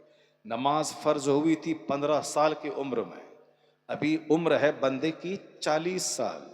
یہ بتا دیجئے کہ 25 سال اللہ نے چھوٹ دی ان کو، جبکہ جس دن فجر کی نماز چھوڑا تھا اسی دن اس کو زمین میں دھس جاتا. وہ اگر اللہ غضب فرماتا، ناراض ہوتا، اگر فوری سزا دیتا اسی دن اس کو زمین میں دھسا دیتا. اور مگر اللہ نے 25 سال کی چھوٹ دے دی. روزانہ نمازیں چھوڑتا رہا، 25 سال تک اس کی روزی کو گھٹایا نہیں، اس کے کاروبار کو ٹھپ نہیں کیا. لیکن یہ آج کاروبار اگر ٹھپ ہوا ہے، یہ 50 درگاہوں پہ مارے مارے جا کے پھرتا ہے، اور عالموں سے کہتا ہے کہ ہم تو کچھ نہیں کیے تھے مولانا صاحب، ہماری روزی کیوں گھٹ گئی؟ ہم تو 2 4 روپیہ مسجد میں چندہ دیتے تھے، جبکہ 1 لاکھ میں 2500 روپے زکوٰۃ دینا تھا. 1 کروڑ میں 2.5 لاکھ روپے زکوٰۃ فرض ہے. 1 ٹاکا بچا رہا سارا مال تباہ و برباد کر دے گا. 1 کروڑ میں 2.5 لاکھ روپے، 1 لاکھ میں 2.5 ہزار روپے زکوٰۃ دینا ہے. یہ دیا کتنا؟ 50 روپے کسی غریب کو. بولا میں تو بہت خیرات کیا، 50 اس کو دیا، 5 اس کو دیا، 10 اس کو دیا، 5 اس کو دیا، جبکہ فرض تھا اس پر 1 لاکھ میں 2500 روپے، 2 لاکھ میں 5000 روپے، 4 لاکھ میں 10,000 روپے. 1 کروڑ اللہ نے دیا ہے تو 1 کروڑ میں 2.5 لاکھ روپے، یعنی 2.5% زکوٰۃ نکالنا ہے. لیکن یہ نکالا ہے کتنا؟ 1 لاکھ میں 100 روپیہ. اس کے بعد کہتا ہے کہ ہم نے تو کچھ نہیں کیا تھا مولانا صاحب، ہم تو صدقات و خیرات کرتے رہتے تھے، ہم تو صدقات و خیرات کرتے رہتے تھے، کیوں میرا مال ٹھپ ہو گیا؟ کیوں ایسا ہو گیا؟ کیوں ایسا اللہ نے کر دیا؟ اللہ کیا کہتا ہے؟ کلا بل لا تکرمون الیتیم ولا تحاضون علی طعام المسکین وتأکلون التراث اکلا لما وتحبون المال حبا جما. یعنی جب بندہ کو اللہ نعمت دیتا ہے تو بندہ کہتا ہے اللہ نے مجھ کو عزت دے دی، ان ربی اکرمن. لیکن جب اللہ آزماتا ہے، اس کے گناہوں کی سزا دیتا ہے، تو بندہ کہتا ہے میرے رب نے مجھ کو ذلیل کر دیا، ان ربی اہانن. تب اللہ کہتا ہے کہ میں نے ذلیل نہیں کیا ہے، ذلت کا سامان تم نے خود سے خریدا ہے. تم یتیموں کو عزت نہیں کرتے، تم مسکینوں کو کھانا نہیں دیتے، مسکینوں کو دھکے دیتے ہو. تو ہم نے 10 20 سال تم کو چھوڑ دیا، پہلے ہی دن پکڑنا تھا، نہیں پکڑا، ہم نے تم پر احسان کیا. تو ابھی تو کہتا ہے کہ میرے رب نے مجھ کو ذلیل کر دیا. 5 وقت کی نمازیں فرض ہیں. جوان ہونے کے بعد نماز فرض ہوتی ہے، بندہ جوان کب ہوتا ہے؟ 15 سال کی عمر میں، مرد ہو یا عورت، لڑکا ہو یا لڑکی، دونوں جوان مانے جاتے ہیں۔ 15 سال میں نماز فرض ہوگی، اس سے پہلے اگر 10 سال کے بعد اگر نائٹ فال ہوا تو لڑکا جوان ہے، لڑکی کو ماہواری خون آیا تو لڑکی جوان ہے۔ لیکن اگر ماہواری خون نہیں آیا، نائٹ فال بھی نہیں ہوا، تو 15 سال میں دونوں جوان مانے جاتے ہیں۔ اب اس پر نماز فرض ہے۔ ایک وقت کی نماز چھوڑنا حرام اور گناہ کبیرہ ہے، میجر گناہ، بڑا گناہ، جیسے شراب پینا، زنا کرنا، سود کھانا، جھوٹ بولنا، غیبت کرنا، ماں باپ کی نافرمانی کرنا، جھوٹی گواہی دینا، یہ سب میجر گناہ ہے، بڑے بڑے گناہ جو بغیر توبہ کے معاف نہیں ہوتے۔ اسی طرح نماز چھوڑنا ایک میجر گناہ ہے۔ نماز پڑھنا سب سے بڑا فرض ہے، حج سے بڑا فرض ہے نماز، چونکہ حج سب پر فرض نہیں ہے۔ مال والے پہ حج فرض ہے، زکوٰۃ سب پہ فرض نہیں ہے، مال والے پہ زکوٰۃ فرض ہے، مگر نماز ہر مسلمان، عاقل، بالغ، دیہاتی، شہری، عورت، مرد، سب پر فرض ہے۔ کھڑا نہ ہو سکے تو بیٹھ کے پڑھے، بیٹھ نہ سکے تو لیٹ کے پڑھے، لیٹ کے نہ پڑھ سکے تو اشارے سے پڑھے، نہیں تو گڈھا کھود کے پڑھے، کپڑا نہیں ہے تو ننگے اپنے گھر کو بند کر کے پڑھے۔ کبھی معاف نہیں ہے، جب تک سانس چل رہی ہے اس وقت تک نماز پڑھنا فرض ہے۔ اتنا بڑا فرض ہے، اس کے باوجود ذرا حال دیکھیے مسجدوں کا، 5 لوگ نماز پڑھ رہے ہیں، 10 لوگ نماز پڑھ رہے ہیں، اور صاحب گاؤں کی 99% آبادی محو خواب ہے، سوئی ہوئی ہے، اور سنکٹ کوئی مصیبت آئی تو کہتے ہیں لوگ اللہ کہاں ہے، رسول اللہ کہاں ہے، مسلمان ذلیل ہو جائیں گے تب غوث پاک کی کرامت ظاہر ہوگی۔ یعنی اللہ نے کیا کہا کہ میں نے ذلیل نہیں کیا ہے، ذلت کا سامان تم نے خود سے خریدا ہے۔ کافروں کا حوصلہ بلند ہو گیا، یہ ہمیں مٹانا چاہتے ہیں، میری مسجدوں کے خلاف بول رہے ہیں، میری خانقاہوں کو اجاڑنا چاہتے ہیں، وہ میرے مدرسوں کو آتنکوادی کا اڈا کہتے ہیں، جبکہ یہ مدرسہ جہاں پڑھنے والوں کو صرف یہی تعلیم دی جاتی ہے کہ جھوٹ بولنا حرام، شراب پینا حرام، ماں باپ کو ستانا حرام، پڑوسی کو تکلیف دینا حرام۔ اب صاحب یعنی جتنی بھی غلط چیزیں ہیں، ساری غلط چیزوں سے بچنے کا پیغام مدرسے میں دیا جاتا ہے۔ مدرسے میں پڑھنے والا آدمی کو شرافت، قناعت، صبر، استقلال، پیشنس، دھیریہ، اس کا پاٹھ پڑھایا جاتا ہے۔ تمام گڈ کوالٹیز، تمام ہیومن ویلیوز، انسانی اقدار کی تعلیم مدرسے میں دی جاتی ہے۔ لیکن یہ صاحب کیا بولتے ہیں کہ آتنکوادی کا اڈا ہے، آتنکوادی کا اڈا ہے۔ تو اب آپ کیا کہیں گے؟ یہ سزا نہیں تو کیا ہے؟ یہ ہمارے لیے ایک پنشمنٹ ہے کہ جو شرافت کا اڈا ہے، جو دیانت داری کا اڈا ہے، جو ہیومینٹی کے میسج کا اڈا ہے، جس مدرسے نے پوری دنیا میں علم کا اجالا پھیلایا۔ آج سے 1000 سال پہلے ایک کالج انڈیا میں نہیں تھا، امریکہ نام کا کوئی ملک دنیا میں نہیں تھا۔ اسلام نے کہا knowledge is light, knowledge is power, شکشا شکتی کا نام ہے، شکشا پرکاش کا نام ہے۔ اسلام نے کہا acquire knowledge whether you find it in China, علم حاصل کرو چاہے تمہیں چائنا کیوں نہ جانا پڑے۔ اسلام نے کہا knowledge is compulsory on every Muslim man and women, ہر مسلمان مرد عورت پر علم حاصل کرنا فرض ہے، یعنی کمپلسری کا درجہ دیا گیا ہے، ہر مرد عورت پڑھیں۔ علم طاقت کا نام ہے، علم روشنی کا نام ہے، علم تمہیں طاقتور بنا دے گا۔ تو ہمارے مذہب نے اس وقت یہ نعرہ دیا ہے جب ایک اسکول نہیں تھا، پرائمری اسکول تک نہیں تھا، وہ گرو کل کا زمانہ تھا، کوئی درخت کے پاس چند لوگ بیٹھ کے پڑھ رہے تھے، کہیں صاحب گرو کے پاس ششیہ جا کے پڑھ رہے تھے، لیکن یہ باضابطہ مدرسہ، باضابطہ اسکول، باضابطہ کالج، یہ ساری ہسٹری 1000 کے اندر کی ہے۔ اسلام کے آئے ہوئے، قرآن کے نازل ہوئے 1400 سال، 1500 سال ہو گئے، اور حضور نے مدینے کے ریگستان میں بیٹھ کر علم کی فضیلتوں پہ جو خطاب کیا ہے، جو علم کے نالج کے امپورٹنس پہ، شکشا کے مہت پہ جو باتیں کی ہیں، وہ پڑھنے سے تعلق رکھتی ہے۔ اسلام کا احسان ہے کہ آج دنیا بھر میں کالجز ہے، اسلام کا احسان ہے کہ دنیا بھر میں ہزاروں لاکھوں اسکول ہیں، اسلام کا احسان ہے کہ آج علم امیروں کے گھر سے نکل کر غریبوں کی جھوپڑی تک پہنچا، غریبوں کے بچے، غریبوں کی بچیاں پڑھ رہی ہیں۔ یہ اسلام کا احسان ہے جس نے پوری دنیا میں نالج کا انوائرمنٹ، علمی ماحول، شیکشنک واتاورن قائم کیا ہے۔ لیکن وڈمبنا یہ ہے کہ آج اسی مدرسے کو آتنکوادی کا اڈا بولا جاتا ہے، اسی مذہب اسلام کو دنیا کے لیے خطرہ کہا جاتا ہے۔ نماز زنا کر رہے ہیں لوگ ریلوے اسٹیشن پر، کوئی نہیں بول رہا ہے، لیکن کوئی نماز پڑھ رہا ہے تو صاحب پولیس والا لاٹھی اور ڈنڈے سے مار کے اس کو ہٹا رہا ہے. کیا صاحب میں نماز پڑھ رہا ہوں, چوری کر رہا ہوں, ڈکیتی کر رہا ہوں, میں ریلوے اسٹیشن پہ کیا کر رہا ہوں, تم کھڑے ہو کے کہتا ہے کہ یہ نماز پڑھنے کی جگہ نہیں ہے. یا ایک لڑکا لڑکی ایک دوسرے سے چپکا ہوا ہے, سب لوگوں کا دماغ خراب ہو رہا ہے, کوئی بولنے والا نہیں, یہ جگہ نہیں ہے, اس کے لیے گھر ہے.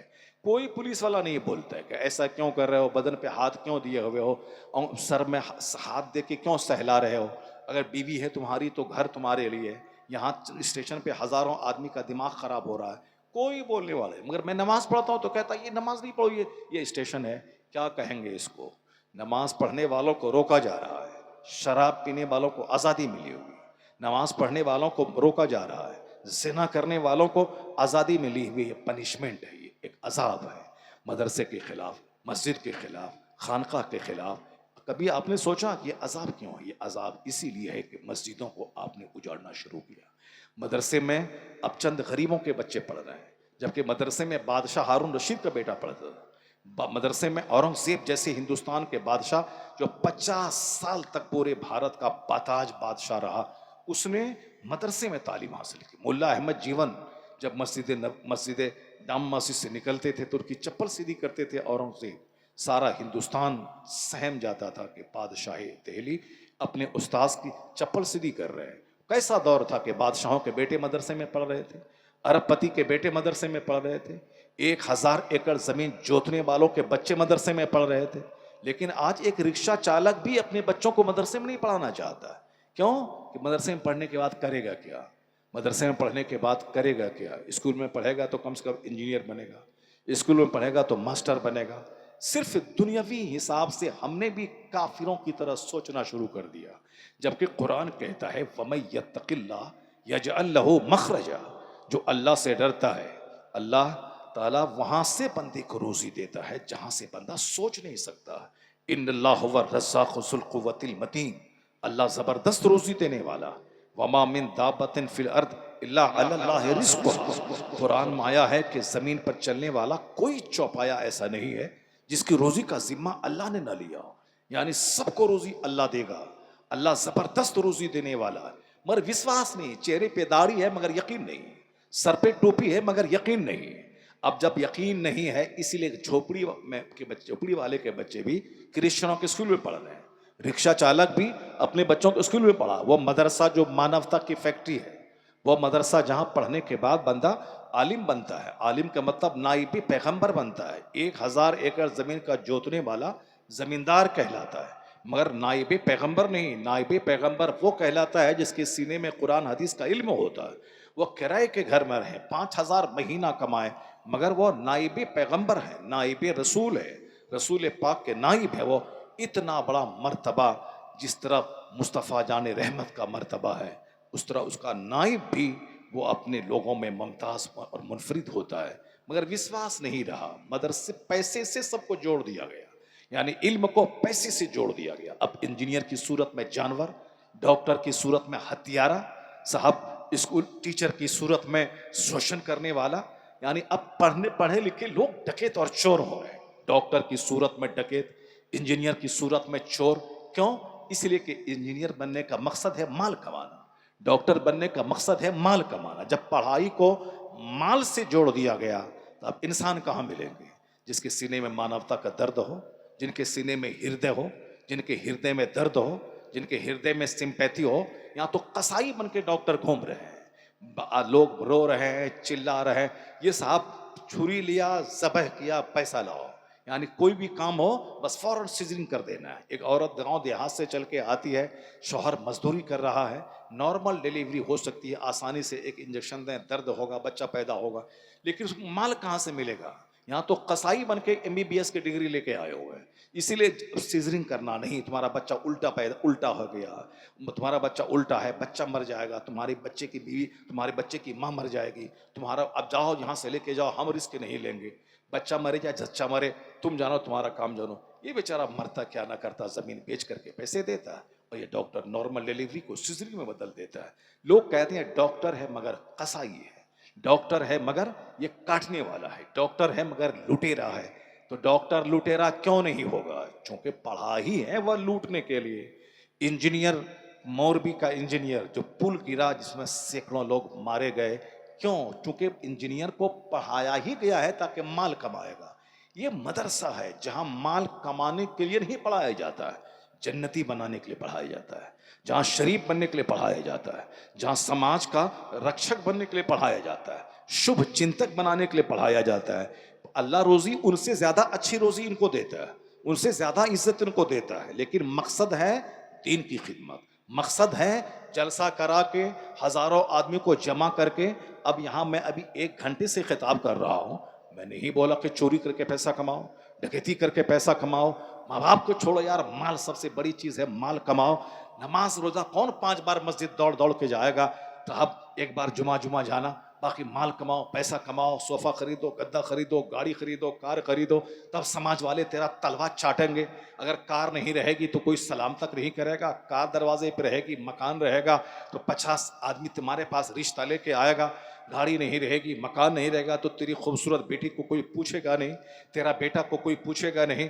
میں نے اس پورے 1 گھنٹے کی تقریر میں نے یہ نہیں کہا کہ تم قصائی بن جاؤ، لٹیرا بن جاؤ، چور بن جاؤ، ڈکیت بن جاؤ، انجینئر بنو، ڈاکٹر بنو، چاہے چور انجینئر، ڈکیت انجینئر، قصائی انجینئر نہیں۔ 1 گھنٹے سے میں صرف یہی کہہ رہا ہوں، انسان بنے، جنتی بنے، نیک بنے۔ سکون اور چین کھرپتی کے گھر میں نہیں ہے، جھوپڑی میں سکون ہے، جہاں سجدہ ہے وہاں سکون ہے۔ دوسروں کی قدر کریں، دوسروں کا 1 کھرب کا مال ہے، آپ کے لیے کچھ نہیں ہے۔ آپ کے لیے جو آپ کی جھوپڑی ہے وہ اس 1 کھرب والے محل سے زیادہ خوبصورت آپ کی جھوپڑی ہے۔ اس خوبصورت جھوپڑی کو سجدوں سے سجائیں، تلاوت سے سجائیں۔ یعنی مانوتا کی بات کر رہا ہوں، ہیومینٹی کی بات کر رہا ہوں، علم کی بات کر رہا ہوں، نماز کی بات کر رہا ہوں، شرافت کی بات کر رہا ہوں۔ یہی ہے مدرسے کے لوگوں کا کام۔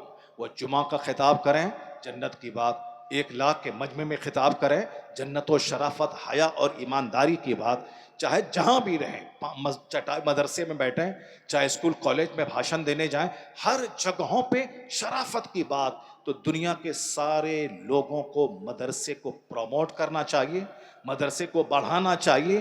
کہ اگر قصائی ڈاکٹر کی تعداد روکنا ہے، اگر جانور انجینئر کی تعداد روکنا ہے، اگر چور بروکر کی تعداد روکنا ہے، اگر طلاق دینے والے عورتوں سے زنا کرنے والے زانیوں کی تعداد کو گھٹانا ہے، تو ایک راستہ ہے، مدرسے کی چٹائی کو آباد کیا جائے، لوگوں کو نیک بنایا جائے، لوگوں کو مصطفیٰ کے قدموں میں ڈال دیا جائے، لوگ مصطفیٰ کے غلام بنے، آٹومیٹک دنیا گناہوں سے پاک ہوتی چلی جائے گی۔ رسول پاک کی غلامی ایک واحد راستہ ہے دنیا میں امن قائم کرنے کا، لیکن یہ سزا ہم کو مل رہی ہے کہ مدرسہ کو آتنکوادی کا اڈا کہا جاتا ہے۔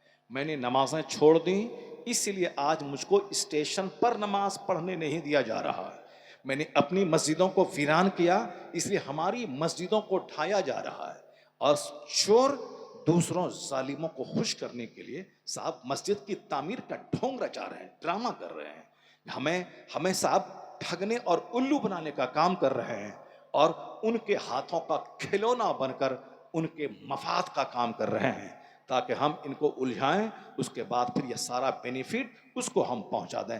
ایسے چوروں، ڈکیتوں، لچوں، لفنگوں سے مسلمان سماج بھرا ہوا ہے۔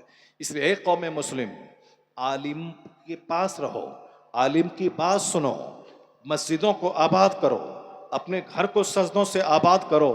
یہ جان لو کہ 50 کروڑ کی کار خریدنے والے کے گھر میں سکون نہیں ہے، لیکن ایک مسجد کا مؤذن جو 5,000 روپے کماتا ہے، جو سائیکل سے چلتا ہے، کبھی دیکھنا کہ 10 گھنٹے کی گہری نیند وہ لیتے ہیں، اور صاحب چہرے کا نور ان کا دیکھنا، یہ نور کہاں سے آیا ہے؟ یہ اذان کا نور ہے، یہ تلاوت کا نور ہے، یہ دینداری کا نور ہے۔ جو مزہ 50 لاکھ کے فارچونر والے کے پاس نہیں ہے، وہ مزہ سائیکل پر چلنے والے کے پاس ہے۔ پتا چلا کہ حرام میں اللہ نے مزہ نہیں رکھا ہے، اللہ نے سارا مزہ حلال کمائی میں رکھا ہے، اللہ نے سارا سکون حلال کمائی میں رکھا ہے۔ اس لیے پیغمبر اعظم علیہ السلام کی تعلیمات پہ عمل کرنا سکون پانے کا سب سے بڑا ذریعہ ہے۔ گھر میں لڑائی کو بند کرنے کا ذریعہ ہے کہ آپ اپنے گھروں میں پیغمبر اعظم علیہ السلام کی سنتوں کا راج قائم کریں۔ شوہر کا مقام بڑا ہے، عورتیں اس کی اہمیت سمجھیں، عورتیں ماں باپ گھر بار سب سارا संसार چھوڑ کے میرے لیے آئی ہے. مرد اپنی بیوی کی اہمیت سمجھیں, ان کی عزت کرے, ان کی قدر کرے. تو قدر یہ نہیں ہوتا کہ وہ میری قدر کرے تب میں کروں گا. یہ قدر کا سارا ویلو صبر پہ منحصر ہے. وہ مجھ کو وہ پان کھلاتے ہیں, میں پان کھلاتا ہوں, یہ کمال نہیں ہے. کمال ہے کہ وہ میں پان کھلاتا ہوں وہ گالی دیتے ہیں, میں پان کھلاتا ہوں وہ مجھ سے کنارہ کشی اختیار کرتے ہیں. وہ دے چاہے نہ دے مگر مجھ کو دینا ہے. وہ سلام کرے یا نہ کرے مجھ کو سلام کرنا ہے. وہ مجھ سے ملنے آئے نہ آئے مجھ کو ملنے جانا ہے. یک طرفہ طور پر نیکی کر دریا میں ڈال دے, بدلے کی امید نہیں رکھنا ہے. یک طرفہ طور پر اچھا کام کرتے جائیں, ایک نہ ایک دن سماج بدلے گا, دل بدلے گا, لوگوں کی سوچ بدلے گی. یہاں تو سب ادلا بدلی کرنا چاہتے, وہ آئے گا تب جائیں گے, وہ سلام کرے گا تب کریں گے, وہ ہم کو گفٹ دے گا تب ہم گفٹ دیں گے. نتیجے میں سارا سماج جانور بھرا ہوا ہے. نہ وہ گفٹ دے گا نہ میں گفٹ دوں گا, نہ وہ سلام کرے گا نہ میں سلام کروں گا, نہ وہ میرے یہاں آئے گا نہ ان کے یہاں میں جاؤں گا. سب تنہائی کی آگ میں جی رہے ہیں. سارا سماج تنہائی کے احساس میں مر رہے ہیں. سماج میں ڈسٹینس بڑھ رہا ہے, رشتہ داروں میں دوریاں بڑھ رہی ہیں. صرف زبان پہ غیبت اور چغلخوری کا ماحول پیدا ہو رہا ہے. اس کو روکنے کے لیے آپ کو نبی کی غلامی کرنی ہوگی. لوگ جلسہ کرواتے ہیں, نماز نام کی کوئی چیز نہیں ہے. مدرسہ کا صدر سیکریٹری بننا چاہتے ہیں اور اپنے بچوں کو مدرسے میں پڑھانا نہیں چاہتے ہیں. لوگ کہتے ہیں کہ مدرسے میں بچے نہیں ہیں, بچوں کو لائیے. پہلے میں کہتا ہوں جتنا ممبر مدرسے کا ہے سب اپنے بچوں کو پڑھاؤ مدرسے میں. جتنے صدر سیکریٹری ہیں سب پڑھاؤ اپنے بچے کو مدرسے میں. مدرسے کے نام کی سرداری کرنی ہے اور اپنے بچوں کو کرسچن کے اسکول میں پڑھانا ہے. مسجد کا متولی بننا ہے اور اپنے بچوں کو کرسچنوں کا غلام بنانا ہے. صاحب مسجد کا ٹریزر خزانچی بننا ہے تاکہ سرداری سماج میں کریں, اور اپنے بچوں کو کرسچنوں کے اسکول میں ٹائی پہنا کے بھیجنا ہے. یہ دوغلی راجنیتی نہیں چلے گی. اگر مدرسے کی ہمدردی ہے, جو مدرسے کا سیکریٹری ہے اس کو اپنے بچوں کو پہلے پڑھانا پڑے گا, جو صدر ہے اس کو پڑھانا پڑے گا, جو مسجد کا متولی ہے اس کو نماز پڑھنا پڑے گا, جو مسجد کا ممبر ہے اس کو نماز پڑھنا پڑے گا. جس دن یہ دیانت داری پیدا ہو گئی, یاد رکھنا دنیا کا کوئی کافر نہ تیرے مدرسے کو میٹھا پائے گا, نہ تیری مسجد کو میٹھا پائے گا, نہ تیری خانقاہ کو توڑ پائے گا. کیونکہ ہم نے 1400 سال میں یہی دیکھا ہے کہ کوئی بم اتنی طاقت نہیں رکھتا ہے جتنی طاقت روحانیت میں ہے, جتنی طاقت سجدوں میں ہے, جتنی طاقت مصطفیٰ کی غلامی میں ہے. اگر وشواس نہیں ہو تو آج بھی آنکھیں کھول کے دیکھ لے. 2 سال سے زیادہ کا عرصہ گزر گیا, یہ یہودی بدتمیز اسرائیل کا شاسک نیتن یاہو وہ فلسطین پہ 2 سال سے ظلم کر رہا ہے. بچوں کو, عورتوں کو, بیماروں کو مار رہا ہے, اسکول گرا رہا ہے, ہاسپٹل کو تباہ کر رہا ہے. 5 دن میں تو غزہ تباہ ہو جاتا, 25 لاکھ لوگ موت کے گھاٹ اتار دیے جاتے. لیکن آج 2.5 سال گزر گئے, غزہ زندہ ہے, وہاں کے لوگ زندہ ہیں, وہاں کا سجدہ زندہ ہے. امریکہ جیسا ملک نیتن یاہو کی پشت پناہی کرنے والا سارا بم گرا کے تھک گیا. پتہ یہ چلا کہ جو طاقت ایٹم بم میں نہیں ہے وہ طاقت غزہ کے مسلمانوں کے ایمان میں ہے. اس کی ایمانی طاقت نے اس کے وجود کو زندگی دی ہے. مٹا نہیں پایا امریکہ, مٹا نہیں پایا اسرائیل. اسی نہتھے چند غریب لوگوں کے سامنے گھٹنے ٹیک کر ایگریمنٹ اور صلح کرنے پر مجبور ہوا, جس کے پاس اتنی طاقتیں تھیں کہ اگر ایک ایک بم گراتا تو سارا غزہ تباہ ہو جاتا. آج کی تاریخ میں جان لیں کہ اللہ کا نام لینے کی کیا طاقت ہے, اسلام پر وشواس کرنے کی کیا طاقت ہے. وہاں کی عورتیں بیوہ ہو رہی ہیں مگر پھر بھی اپنے بچوں کو قرآن پڑھا رہی ہیں. وہاں کی مسجدیں شہید ہو رہی ہیں اور ان مسجدوں کے ملبے پہ نماز جمعہ ادا کی جا رہی ہے. ان کے گھر تباہ و برباد ہو گئے, ٹینٹ لگا کے ہیں مگر سجدہ آباد ہو رہا, مگر سجدہ کر رہے ہیں, اللہ پر یقین نہیں. یہاں تو تھوڑی سی مصیبت آتی ہے, لوگ کہتے ہیں پتہ نہیں اسلام سچ ہے کہ نہیں ہے. معاذ اللہ, 1000 بار معاذ اللہ. ہماری ساری طاقت کا راز ایمان ہے. ذرا قرآن سنیے, قرآن کیا کہہ رہا ہے. زینا للذین کفروا الحیات الدنیا وَيَسْخَرُونَ مِنَ الَّذِينَ آمَنُوا وَالَّذِينَ اتَّقَوْا فَوْقَهُمْ يَوْمَ الْقِيَامَةِ. اللہ کہتا ہے the life of this world has been decorated for disbeliever and they laugh at believer. یعنی یہ دنیا کی زندگی اللہ نے کافروں کے لیے سجا دی ہے اور وہ مسلمانوں کو دیکھ کر ہنستے ہیں, مسلمانوں کا مذاق اڑاتے ہیں. لیکن اللہ کیا کہتا ہے, جو لوگ اس دنیا میں تقوی کے ساتھ جئیں گے. تقوی کا مطلب گناہوں سے بچنا, تقوی کا مطلب اللہ سے ڈرنا, اللہ سے ڈرتے ہوئے گناہ چھوڑ دینا, نیکی کی زندگی گزارنا، اسی کا نام تقوی ہے۔ اللہ کہتا ہے جو یہاں مصیبتیں اٹھانے کے بعد بھی گناہ نہیں کیا، تقوی کا دامن نہیں چھوڑا، اللہ کہتا ہے قیامت کے دن یہی غالب آئیں گے، قیامت کے دن اسی کو غلبہ حاصل ہوگا۔ یہ دنیا کا 100 سال 1 سیکنڈ ہے، مرنے کے بعد کا ایک دن دنیاوی گنتی کے حساب سے 50,000 سال کے برابر ہے، 50,000 سال کے برابر۔ اس لیے اصل چیز آخرت ہے۔ مسلمانوں کو 24 گھنٹے صرف آخرت کے بارے میں سوچنا ہے۔ دنیا میں ارب پتی بننا ہے، کاریں خریدنا ہے، گھر مکان بنانا ہے، سب کرنا ہے، مگر ہر کام کے پیچھے آخرت کی سوچ سامنے رکھنی ہے کہ یہ دنیا کا آرام، دنیا کی بلڈنگ سب چھنک ہے، پروویزنل ہے، ٹیمپروری ہے۔ اصل میں آرام آخرت کا، اصل میں آرام جنت کا۔ تو قرآن شریف میں 114 صورتیں ہیں، 114 صورتوں میں صرف آخرت کا بیان ہے، چونکہ آخرت امپورٹنٹ ہے۔ آخرت دنیا کے مقابلے میں سمندر کے مانند ہے۔ حضور کو قسم کھانے کی ضرورت نہیں تھی، اور حضور نے قسم کھا کے کہا ہے کہ واللہ مد دنیا فی الآخرہ الا مثل ما یجعل احدکم اصبعہ فی الیم فلینظر بما ترجع۔ اس حدیث پاک کو ہر مسلمان کو اپنے گھر کی دیوار میں لکھ کے رکھنا چاہیے۔ لوگ صرف جمعہ نماز پڑھنے کے چکر میں آ رہے ہیں، عید بقرعید کے دن ٹوپی لگا کے نماز پڑھ، جیسے کرسچن لوگ سال میں ایک بار کرسمس ڈے مناتے ہیں، بس سمجھ لیں مسلمان سمجھتے ہیں کہ ہم بھی ویسے ہی کر لیں۔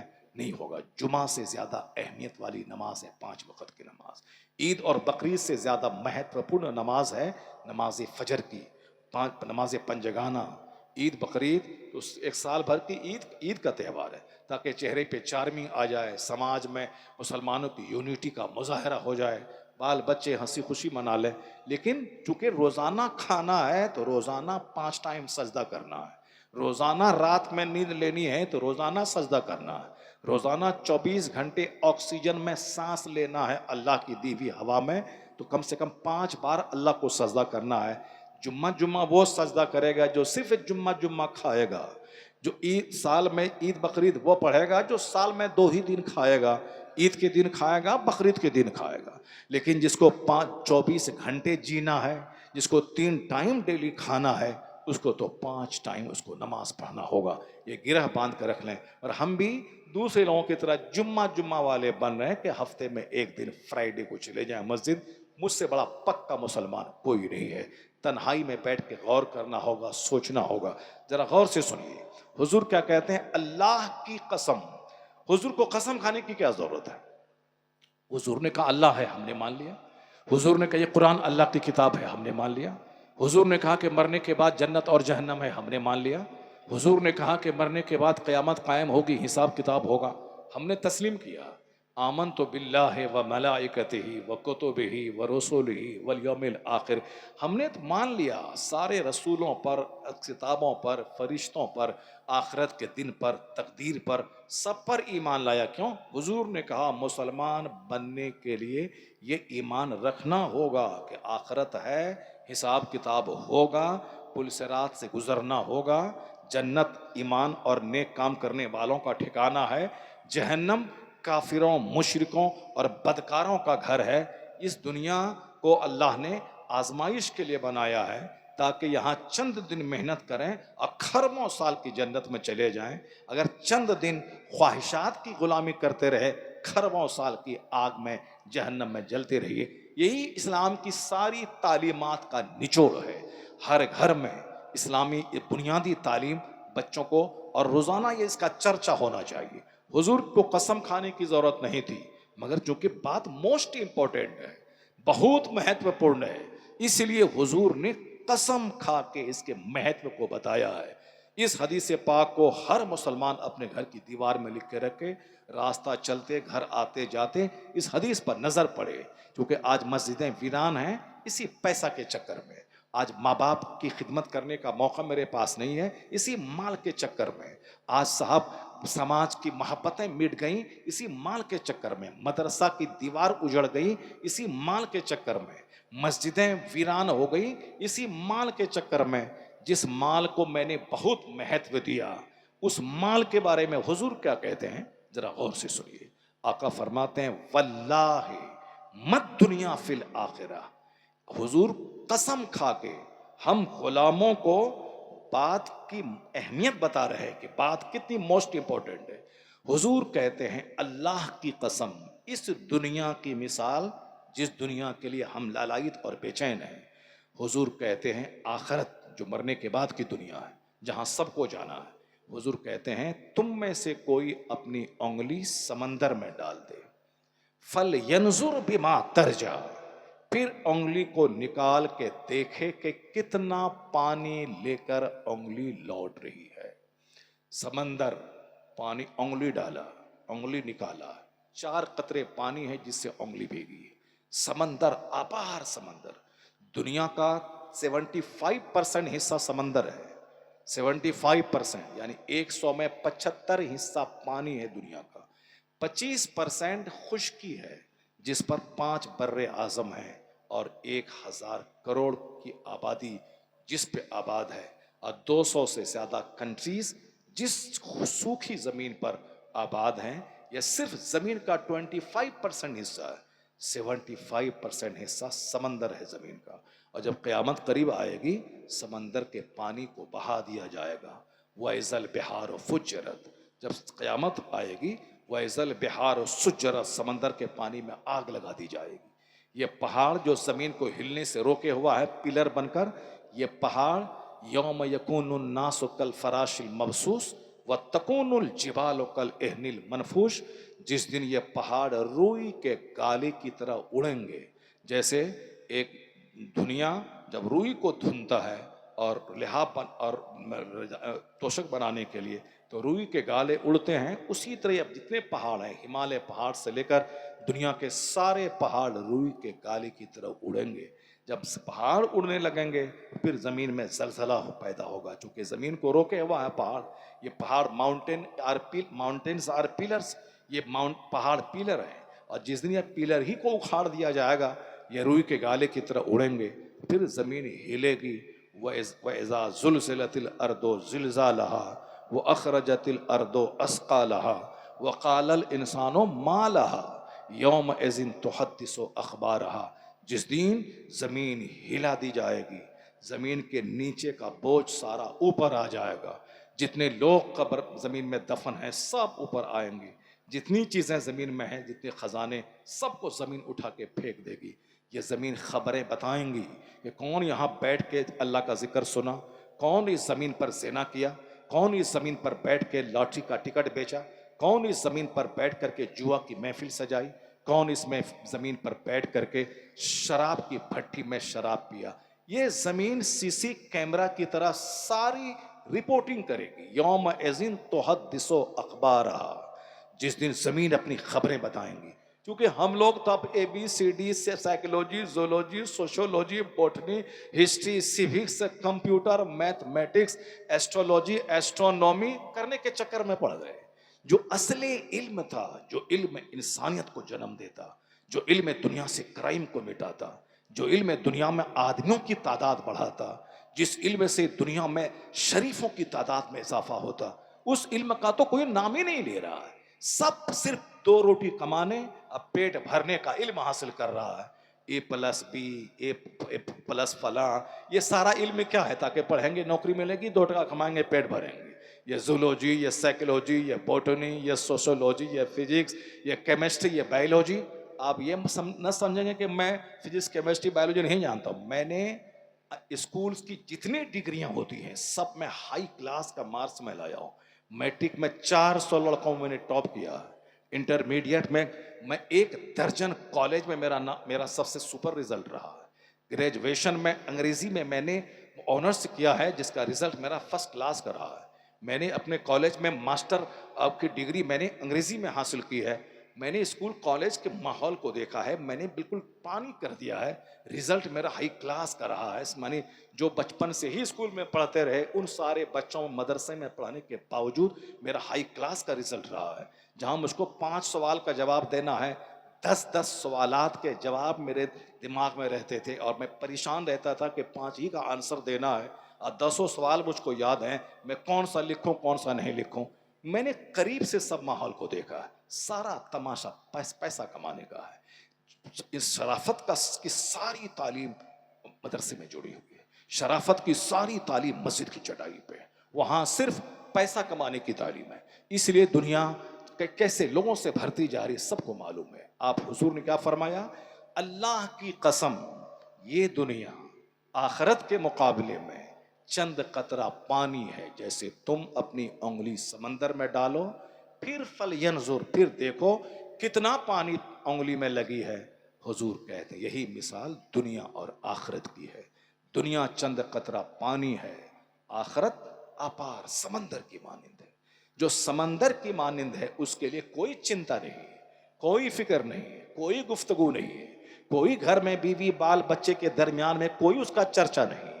کل یہ اس کی ڈیڈ باڈی باہر سے واپس آئے گی، کل ان کا جوان بیٹا مرے گا، کل ان کا سارا گھر اجڑ جائے گا، جیسے دادا چلے گئے، پردادا چلے گئے، باپ چلے گئے، سارا خاندان چلا گیا۔ جو لوگ آج موجود ہیں 50 سال کے بعد اس میں سے کوئی نہیں رہے گا۔ جتنے لوگ عنایت پور میں ہیں 100 سال کی عمر کا کوئی اکا دکا ہوگا، سارے لوگ مر گئے۔